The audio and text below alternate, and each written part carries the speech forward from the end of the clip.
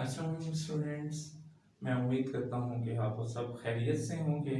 Last lecture में हमने moment of inertia को स्टडी किया था और अब आज का टॉपिक है हमारा relation between moment of inertia and torque. Moment of inertia और टार्क किस तरह से आपस में रिलेटेड हैं, टार्क को प्रीवियस लेक्चर्स में स्टडी कर चुके हैं। टार्क बेसिकली फोर्स का टर्निंग इफेक्ट है।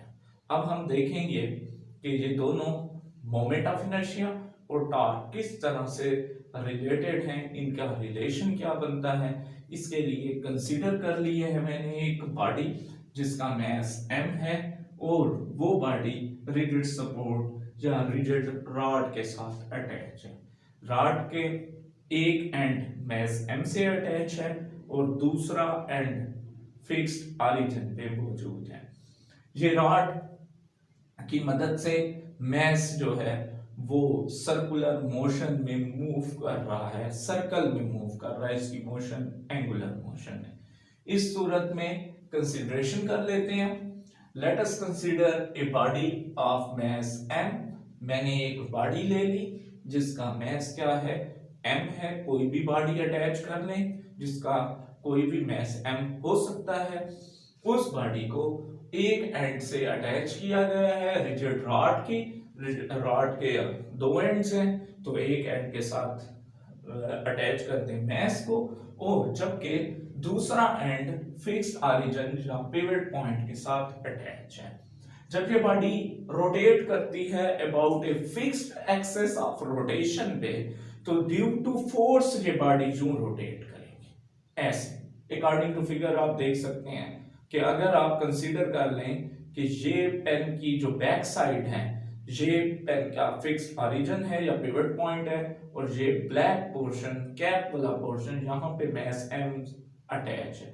तो इस तरह से ये बॉडी जब जो मूव करेगी तो इसकी मोशन एंगुलर होगी। ये एंगुलर मोशन इस बॉडी में जो टर्निंग इफेक्ट पैदा हो रहा है, ये किसकी वजह से हो रहा है? ड्यू टू फोर्स F हो रहा है। अकॉर्डिंग टू फिगर देखते हैं कि force F is applied perpendicular to the perpendicular distance, इसलिए इसको परपेंडिकुलर डिस्टेंस कहते हैं आर को, के लिए इसके अप्लाइड फोर्स टर्निंग इफेक्ट पैदा करने के लिए 90 डिग्री पे हो रही है।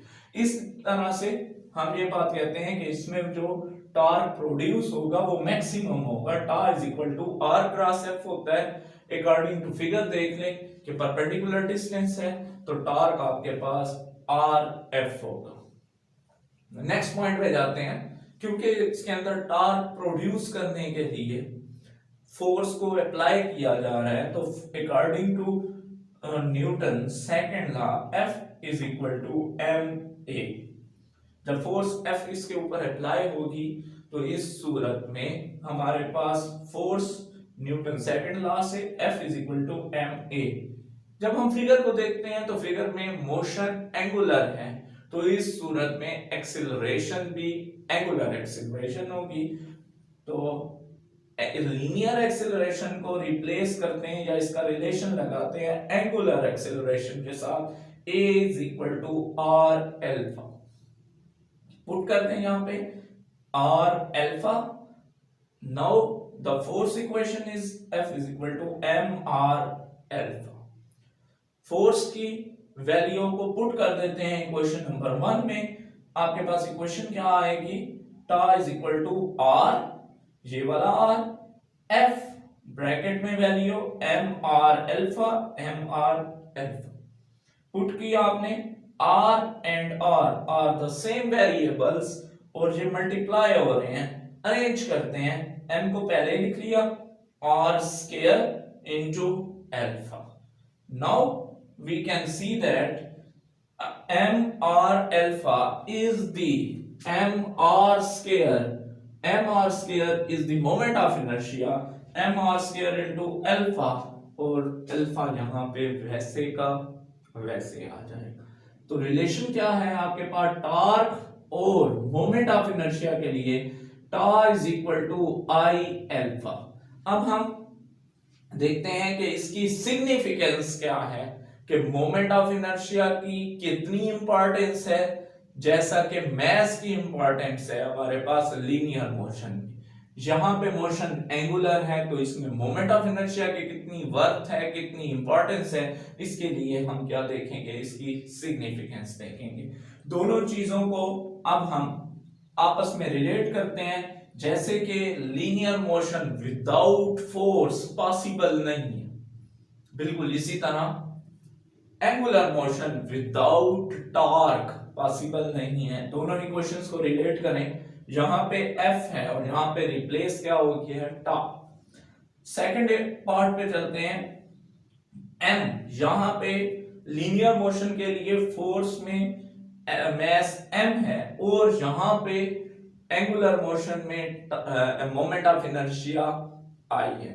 इसका ये मतलब जैसा कि मैस की इंपॉर्टेंस है लीनियर मोशन में, उसी तरह moment of inertia angular motion में उतना इंपॉर्टेंट रोल देता है या उतनी ज्यादा इंपॉर्टेंस इसकी है। जैसे कि फोर्स अप्लाई करने से बॉडी के अंदर लीनियर एक्सेलरेशन पैदा होती है, इसी तरह टॉर्क अप्लाइड जब प्रोड्यूस होता है किसी बॉडी में तो उसके अंदर एंगुलर मोशन पैदा होती है। सिग्निफिकेंस अब जरा स्टेप बाय स्टेप देख लेते हैं कि moment of inertia plays same role during angular motion. Moment of inertia बिल्कुल वैसा रोल प्ले करता है जैसा कि आपके पास as by mass during linear motion.